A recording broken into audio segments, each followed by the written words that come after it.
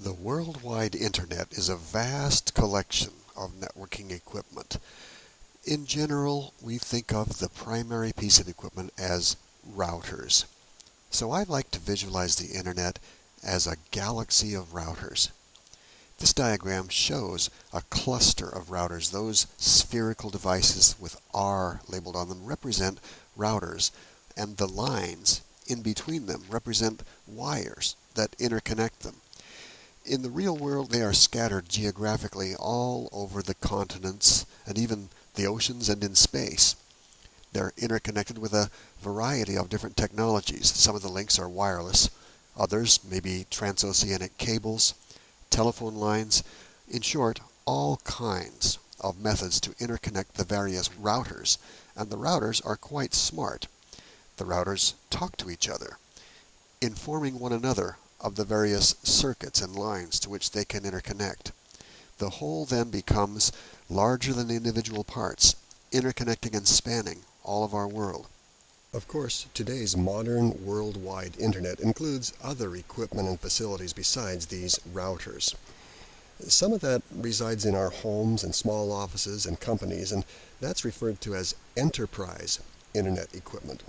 Within the great internet cloud, we have the nuclear internet equipment, and that's the focus of this diagram. Within its sphere, we should consider also some important servers or services. Of particular importance, the name servers, DNS or domain name services, give meaningful human-style names to the various sections and services on the internet.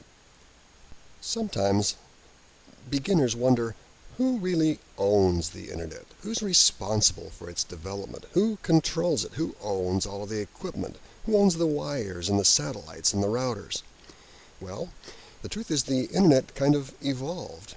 It's an informal collection, a gentleman's agreement, if you will, of thousands of companies and universities, some governments, some utilities, some private individuals that own the routers and the cables and the wires. They all got together and said, gee, let's share. If I can give you access to this part of the world and you give me access to that part of the world, we'll have an internet whose value will be greater than the sum of the individual parts. Over the years, groups of engineers began with their role of just making things work, and their role gradually got formalized. After that, universities and corporations and eventually governments took an increasingly important interest in the development of the internet, as it has become so important to commerce.